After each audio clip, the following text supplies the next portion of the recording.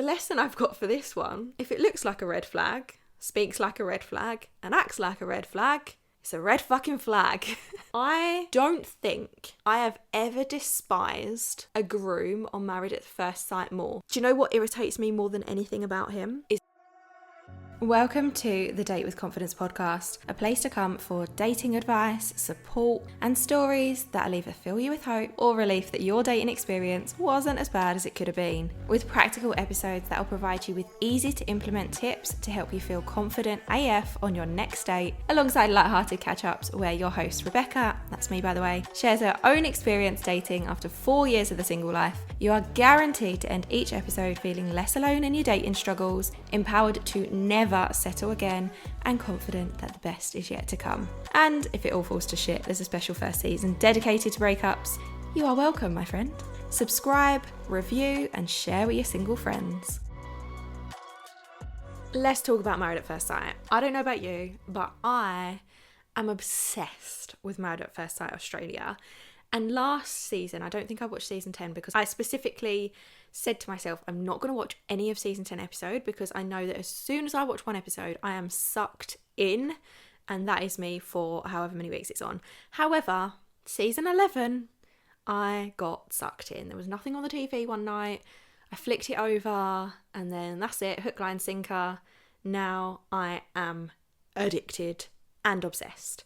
So in this episode of the Date with Confidence podcast, I thought we would talk about the lessons that we can learn from the remaining couples in season 11 and the lessons that you can learn from them to improve your new relationship. So these are pretty important lessons that can help you in the dating stages, in that early relationship stage. It can probably even help you if you've been in a relationship for a while, to be honest.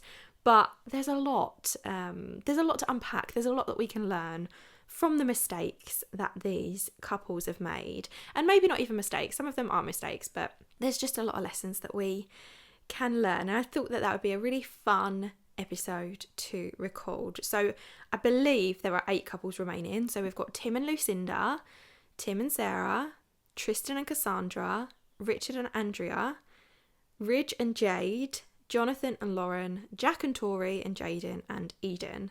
So we're going to look at lessons from each couple. So let's get started with perhaps one of my favourite couples. One of my favourite couples in the experiment, Timothy and Lucinda. I love these because I feel very much like a bit of Lucinda. Maybe 75-80% Lucinda. I do have parts of me that is nowhere near as patient as she is and doesn't have the love everyone all the time energy. There are times where I do just think people are pricks. Whereas she seems to be accepting of everyone, no matter how much of a dick they are, which I think is a beautiful trait to have. But I just think she is such an incredible person. I think she's such a wonderful soul. She's just so accepting and smooth and loving, and she just wants to lift everybody up. So I think she's amazing. And Timothy, I see the softer, gentle, hurt part of him that he's almost trying to hide or disassociate from. And I feel like he's such a loving person underneath, but obviously you can see how high his walls are. And the fact that he's going through this grieving process after losing his dad and now he's got no family left, he just tugs on my heartstrings. And I also think he's fucking hilarious. I think he's such a funny person. So these two are one of my favourite couples. So the lesson that I thought we would touch on for this couple is patience breeds trust, and that a slow burn is okay. And this feels very symbolic. Is symbolic? I don't know if that's the right word. This very much, I feel, mirrors the situation that I have with the guy that I have been dating. I feel like it's been slower burn, not from a sexual side of things, because obviously we slept together on the first date, but from a connection space. It's not that it hasn't been that rush in, obsessed with each other at first sight, can't get enough of each other, talk like all day, every day, need to be with him, need to see him, need to be focused on him all the time, that I've had with previous people that I've met. And that slower burn is really nice. And we can see that from Timothy and Lucinda. The fact that she has been so patient with him, she has been so loving, she hasn't tried to force things, she's very clearly communicated what she wants, what her desires are. She's clearly communicated things when she's been upset, but she does so in such a beautiful, loving way, and she has been so patient with him. And because of how patient she's been, that has built that trust. And trust is what we all want in our relationships, right? You can't have a solid relationship without trust. And because of her patience, they've now got that trust between one another. And I think it's important to distinguish here. It is one thing making excuses for someone's behaviour, and it's another allowing them to slowly and steadily open up to you. So if he had been rude throughout, if he had been rude and she had not stood up to him, if she had not openly communicated what was good for her, what was bad for her, and just gone about making excuses for he's like this because of the grief, or he's like this because of that, and excused any bad behaviour from him towards her, like, that's not healthy. I've done that in all my previous relationships where someone has behaved in a shitty way to me, and instead of saying, I understand where you're coming from, but I am not willing to tolerate that behaviour, I've just gone around making excuses for them and gone, oh, well, it's okay that they've made me feel like that because they're having a hard time, and ignored my own feelings, which I don't think is the right way to go about things. So I think really what we can learn is to remain true to yourself throughout. So remain who you are, remain true to yourself. Have patience if you genuinely believe there's something there. If you can see something in that person and they are willing to work on it, I think that's the key thing. Timothy has been willing all the way along to soften. He has been willing to take a look at himself. He's been willing to, however slow, to allow this process to happen. And I think that's important. And the final thing is, don't make somebody else's hurt about you. This is a huge lesson that a lot of people can really benefit from, myself included. I have always made other people's feelings mean something about me. So if somebody else, if my partner was having a bad day, if they were stressed, if they were angry, I made that mean that I was the problem.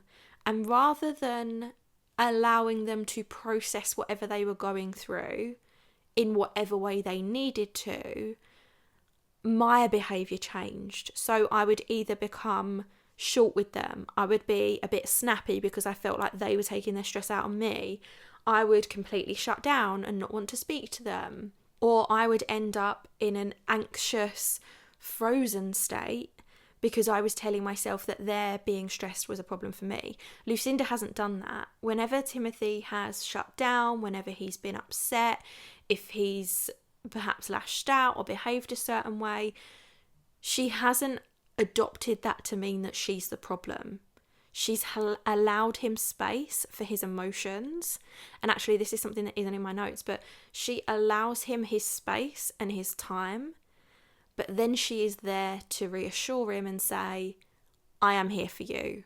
What do you need? I'm proud of you. Constantly with those positive affirmations. You're such a gorgeous soul. You're doing so well. I'm so proud of you. And this could very much be seen at the dinner party on Thursday when he said to her, I just need a moment. And he went off, he had his moment. She left him to have that space. But then a little while later, she went in to check and reassure him. And I think that's really beautiful as well, like allowing the other person their space, not taking it on as you are the problem, but then also being there for them in whatever way that they need.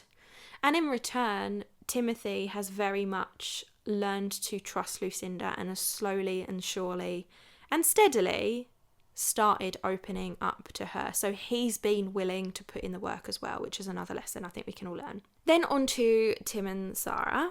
I have mixed feelings about this relationship because obviously Sara didn't behave in the best way. I think that was completely unfair. And I think one of the lessons that we can learn from here is if you are not seeing the effort you require and the effort you deserve, it's okay to walk away.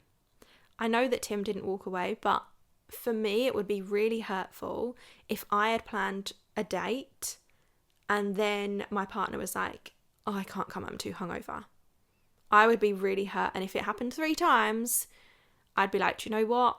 I'm not willing to put up with this and walk away.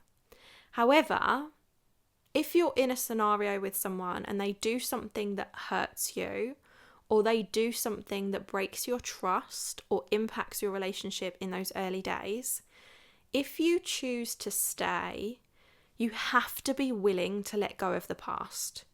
You cannot make the decision to stay with them and then hold their actions against them.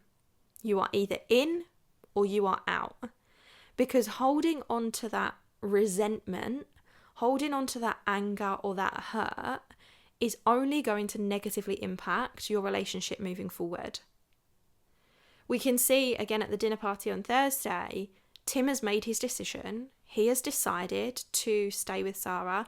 She is putting in the effort to make up for the fact that she saw her ex. He's made that decision and he's moving forward from the space of we're starting fresh. I'm going all in for this. And that's what we have to do in those scenarios. Anyone can make mistakes. I think sometimes it can be a pattern. Sometimes it can be a pattern of mistakes to the point where it gets to the point where you've made the mistake so many times it's not actually a mistake, it's just a character flaw, it's just who you are. And I think it's down to you to trust your intuition and decide whether you are willing to move forward or not. As I said, if you are willing to move forward, you have to let it go. You cannot then decide to hold it against them further down the line. 3 months down the line, you can't go, oh, but you went on a date with your ex-boyfriend, for example, like in this scenario. You have to either be in or you're out. And walking away can be the hardest decision, but there are times where that is definitely the best decision. Now, my second favourite couple, these are like my top 2 favourite couples, so Timothy and Lucinda, and then Tristan and Cassandra. I love these 2 so much, and I will be devastated if it doesn't work out for them because they are such wonderful humans. I think Cassandra is such a beautiful, patient, loving, kind person, and I think Tristan is equally the same. Like, I think he's such an amazing guy. He's so, like, I feel like he just lifts people up the way that he is. He's always cheering people on. He's so nice. I really, really like him, and it actually breaks my heart when I see how he sees himself. It is heartbreaking to see such an attractive guy feel so badly about himself. He's someone who I definitely would put in the top of like the most attractive from the series. He's probably in my top 3. I'm trying to think who's in there.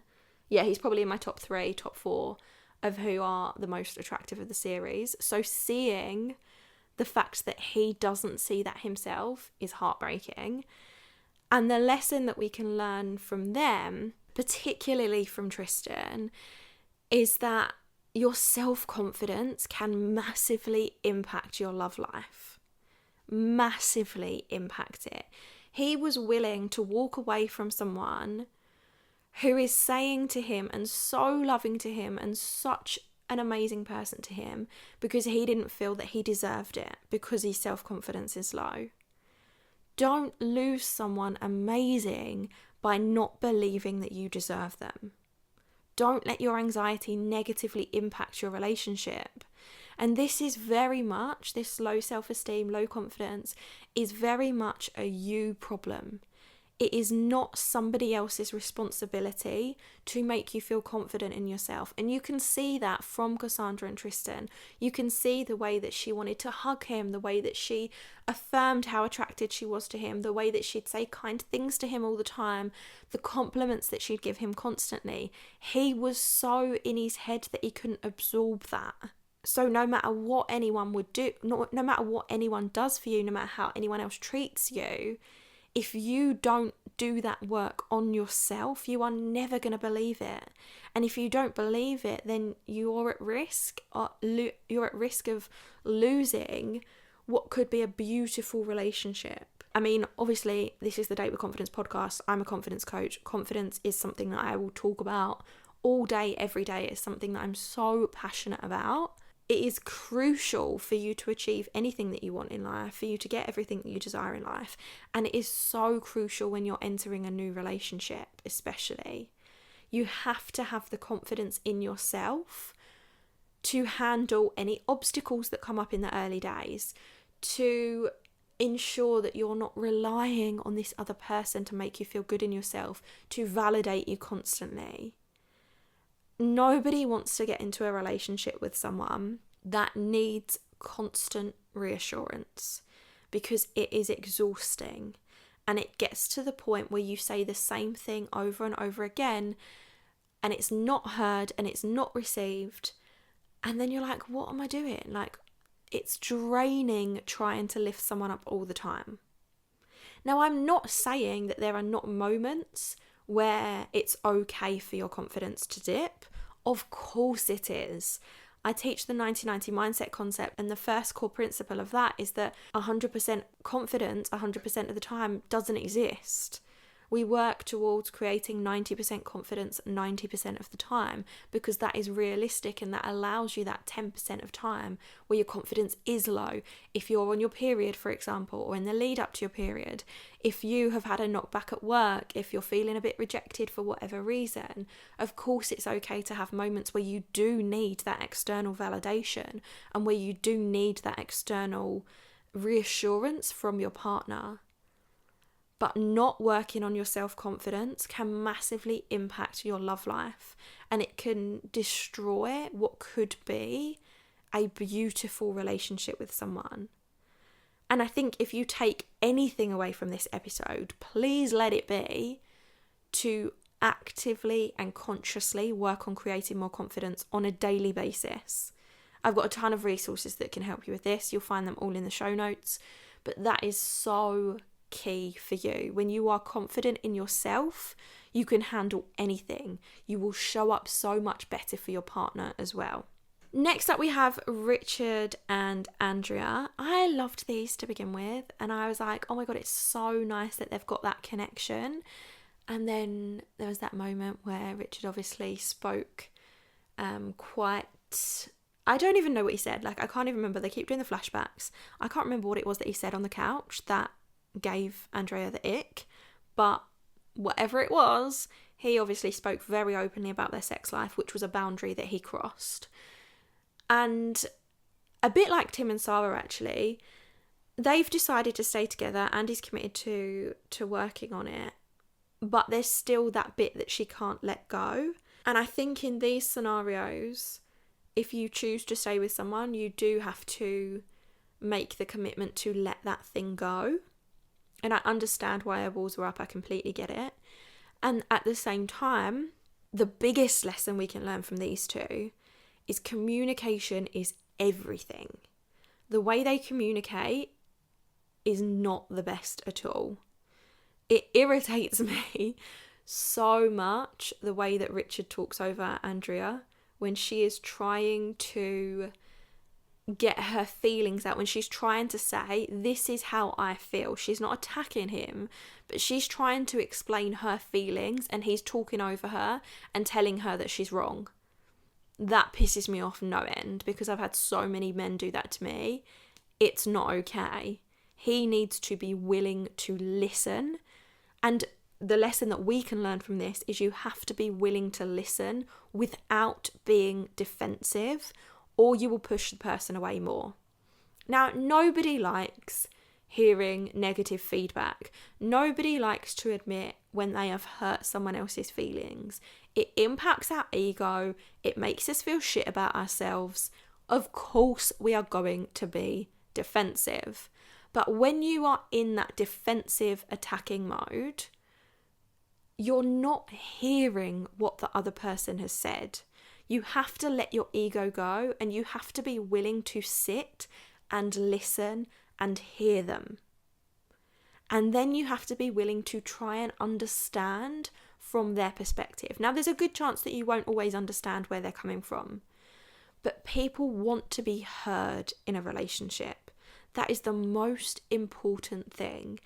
And the way that he is using people's past traumas as an excuse, so the way that he's using Andy's past trauma as an excuse is not okay, because he's not taking responsibility for what he can control. So this is the lesson that we can learn. We can't use people's past as an excuse for their behaviour. We can't say, oh, well, you're only attacking me because a man in your past treated you this way. We can't use that. We can't say, oh, you're treating me like this because your ex did X, Y, and Z. We have to take responsibility as an individual for what we can control. So, of course, if you're in a relationship with someone, or you're just starting a relationship with someone where they've been hurt in the past, maybe they've been cheated on, maybe they've had some shitty relationships, yes, the way that they are behaving could very much relate to that past relationship, but you have to be willing to show them that you are not that past person, and you have to be willing to take responsibility for what you can control. So in this scenario, it could look like reassuring them, being there to listen to them, understanding that when a certain behaviour that you have is going to impact them. And I'm not saying you need to change who you are, but it's just knowing and creating that awareness around, okay, when I do this thing, it really impacts this person. So for example, I'm going to give you an example, because I've had conversations like this with a guy that I'm seeing at the moment. He knows that I can get anxious when I haven't heard from him or like an ex-partner for a long time. He knows that radio silence or long times without messages can be something that I find triggering. That's not his fault. That's based on my anxious attachment and the relationships that I've had in the past. But because I've openly communicated with him that this is something that makes me anxious, and because he's taken the time to listen and to hear me, he makes the effort, despite me never having asked him to do that, he makes the effort to message me and say, I'm really busy at work today, so I'm not going to be able to reply. I'll get back to you as soon as I can. Have a good day. Every single night before he goes to bed, he messages me to say goodnight. Or if he feels like he's going to fall asleep, he'll message me before he falls asleep so that he knows he hasn't gone to bed without saying goodnight. That's not something I've asked him to do. That's something he's done. I mean, he's always said goodnight, even before we went on the first date. But that's something that he has actively done because of conversations we've had. He's listened to me, he's heard me, and he's chosen to behave a certain way based on that. Which is a really nice thing to do, I think. And it comes back to this, what we were talking about with Richard and Andrea. Communication is everything. I feel like I've just called her Andrea. I feel like I keep interchanging that name. But coming back to that, communication is everything. It's so important, especially in the new days, because there will be moments, especially if you haven't dated for a long time, if this is a relationship after a particularly toxic one, if you have had some bad relationships, the early stages is when you're going to be the most triggered. It's when memories from your past are going to come up. It's when you're going to have strong feelings about your ex, or moments where you find yourself comparing your ex to this new person. That's always going to happen in the early stages of dating, and you need to communicate those things. You need to be able to communicate with the other person, and when they are communicating with you, you have to be willing to listen without being defensive. And I think if everyone learned that, maybe the confidence one isn't the lesson that you need to walk away with. Maybe it's this one. Confident communication is the most important thing in a relationship, I believe. Okay, on to Ridge and Jade. I actually really like these. I know we don't actually see a lot of them on the screens. I feel like when the couples are doing really well, we don't actually see them a lot. The lesson I've put here is that first impressions aren't everything, and vulnerability builds connection. I feel like the first impression thing is actually more of a me thing rather than a will benefit you in a new relationship thing. But when I first saw Ridge, like on the wedding day, I was like, oh my God, this guy is such a dick with his D's and all that. Like he just seemed so immature and so irritating. And I'm sorry, I'm sure he's not going to listen to this, but I'm sorry. My opinion of him has changed so much since that very first day that he was on our screens, because he seems like such a genuine, loving guy. And I really like him now. I really like him and Jade together. And the vulnerability builds connection piece. When you open up to the right person, it will really bring the two of you together and not make them want to run away. Obviously, Jade opened up about her past relationships, about what happened with her daughter's dad. And that was a really vulnerable thing for her to do. In that scene, you can see how Ridge is listening and really hearing her, and her being vulnerable has just helped enhance his feelings for her. It has made the two of them feel more connected. If you are vulnerable with someone and they pull away, then maybe they're not your person. I genuinely believe when you are vulnerable with the right person, they are simply going to connect with you more. And I'm not saying you need to be vulnerable and trauma dump on the person when you've just started dating them. But when you start to open up around different things and they can acknowledge the hardships that you've had and they just want to be there to support you, that can really build that connection. So don't be afraid about being vulnerable, and maybe also acknowledge that there's a good chance you'll have a bit of a vulnerability hangover afterwards, or you could have a bit of a vulnerability hangover afterwards. But I've actually got a video that can help you with that, the discomfort zone come down. I can leave that in the show notes for you to go and watch if you are ever struggling with that. Okay, we've got 3 more couples left. So Jonathan and Lauren. I think this is a lesson that we can all learn, and it is a lesson that I've definitely learned this year prior to starting the show. Your previous type hasn't worked for a reason. Don't be so attached to who you've decided you should be with that you miss out on someone who you actually deserve. I'm just going to say that again because I feel like this needs to land. Don't be so attached to who you've decided you should be with that you miss out on someone who you actually deserve.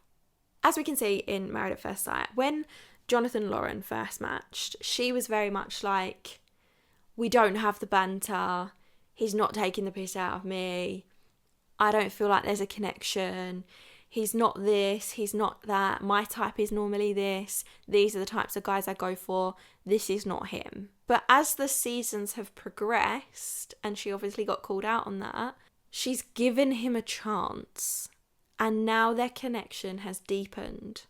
So even though on paper he isn't her type didn't work with her for a reason.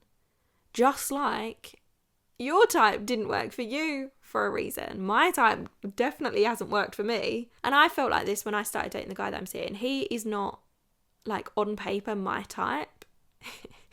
He's not a dick. He's like really nice. So I'm not used to it. And I felt similar in the early stages. I was like, obviously we have such a great time together. I really like him as a person. We get on really well. The chemistry is great. But there was part of me that was like, but he's not my type. But I do genuinely feel like he is someone that I've always deserved to be with. And I think that's something that we can consider as well. Just because somebody doesn't seem your type, don't write them off immediately. Obviously, there's no point in sticking around with someone who you genuinely feel nothing for. There's no friendship, there's no chemistry, there's no connection, there's no desire to see them. There's no point in continuing to see someone like that. I've met plenty of men who are not my type, who I've known within the first 1 to 2 dates, that I'm not discarding them because they're not my type. I'm discarding them because we are just not a match. So I think open yourself up to people who are not the same as your type, because your previous type hasn't worked for a reason. And as you can see with Jonathan and Lauren, that connection has slowly and steadily built. Now they do have the banter, they do have each other's back, or Jono has Lauren's back more now than he did previously. So don't just write someone off just because on paper they don't seem like your type. Okay, my least favourite couple. Can you guess? I would actually be so interested to hear your point of view on this next couple, Jack and Tori. The lesson I've got for this one, if it looks like a red flag, speaks like a red flag, and acts like a red flag, it's a red fucking flag. I was going to say if it looks like a prick, speaks like a prick, and acts like a prick, it's a fucking prick. Which I still stand by. Those sentences are interchangeable. I don't think I have ever despised a groom on Married at First Sight more. I think he is an appalling human being. The way he speaks to women, the way he speaks about women, the way he spoke to Tristan, the body shaming comments that come out of it, and then the fucking apology that was like, here are some supplements. Are you fucking serious? Here are some, like, I'm sorry that I called you fat. Here are some weight loss supplements as an apology. Like, nah, you are a massive fucking prick. The end. I honestly have never despised a groom more. I hated Bryce. I thought he was a prick. I can't remember who else there were. Who else were there in other... There's been quite a lot of men that I've not liked. I mean, there's been women that I haven't liked either. But I think he is the most misogynistic, thinks the world of himself, vile human. There has actually not been a single moment where I've softened towards him. Because I'm very much a person... I'm very much a Lucinda, as I said. I will give people the benefit of the doubt. I will see the bright sides of them. I will accept that humans make mistakes. I will be very understanding and compassionate towards people. But there has not been a single moment where I've felt anything other than irritation from this guy. He's lied from the start. The way that he's talked about Tori, the way... I'm sorry. I'm not even sorry. Do you know what irritates me more than anything about him? Is the moustache. What the fuck is it? Why have you shaved 2/3 of your top lip and left this thin moustache when you can still see the shadow of the rest of it? I don't fucking get it. Shave it all off. It is... I can't... You know when... You know when you look at something and it just fills you with rage? And I think it's because he's such an arsehole. He's just got more and more unattractive as the season has gone on because he is such a dick. He thinks he's better than everyone else. The way that he talks about people is disgusting. The muzzle your wife comment was disgusting. I have got no time for him. I do not like him. He's a red fucking flag. He has put in no effort to change his behaviour. He has upset everyone. He has behaved like a dick to everyone. And he does the whole lip service of the, oh yeah, I need to change. I need to be different. But his words don't match his fucking actions. And that is annoying. And I don't know what the fuck Tori's doing, honestly. Because she talks about being this strong, confident woman. Yet she is allowing that behaviour. And she's not even allowing that behaviour, it's associating herself with and sticking up for that behaviour. Like, even at the dinner party on Thursday, when she was trying to have her say, Jack started talking over the top of her.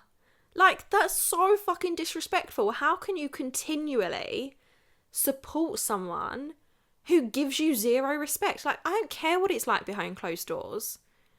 Like, if he's disrespecting you in public, that's what's important. How is he gonna not be disrespecting you in private if he can openly do it in front of everyone else? I think the lesson we can learn from this one is when people show you who they really are, believe them and walk the fuck away, because you deserve so much better.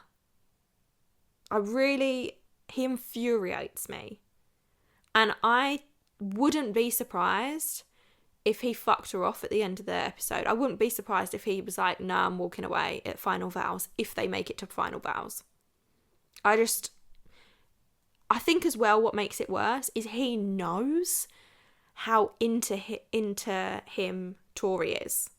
I think he likes that power dynamic of she's really into me. It's like an ego boost. I'm gonna control her.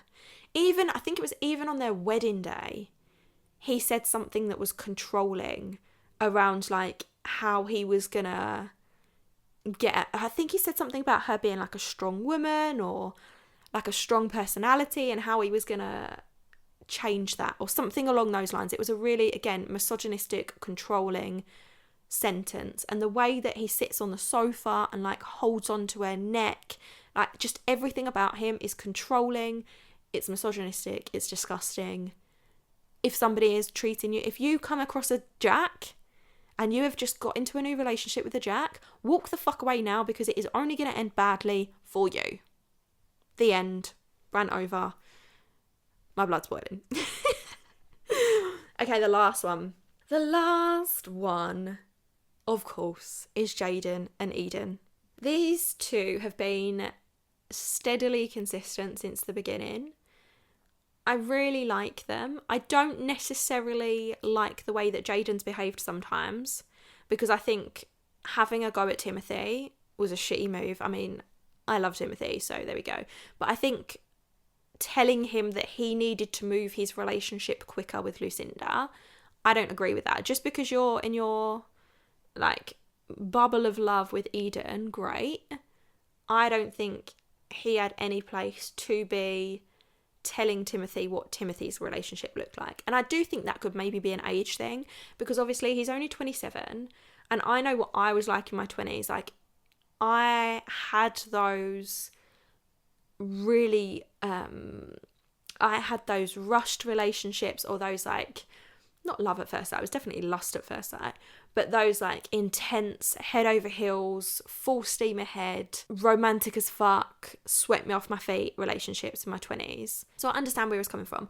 I don't necessarily agree with the way that he behaved, but the lesson that we can learn from Jayden and Eden is that love at first sight can exist. It can exist. It is possible to have a beautiful, blossoming romance where there are minimal speed bumps. And then when you face those speed bumps in the early stages of your relationship, I think the way that they have handled things, obviously the information about Sara, they did it as a team. Now, the sneak peek that showed on Thursday did kind of suggest that on tonight's episode, on Monday's episode, I don't know when you're listening to this, but tonight's episode, the 14th of April, it did suggest that there may be problems in paradise. Whether that is the case, we will find out later.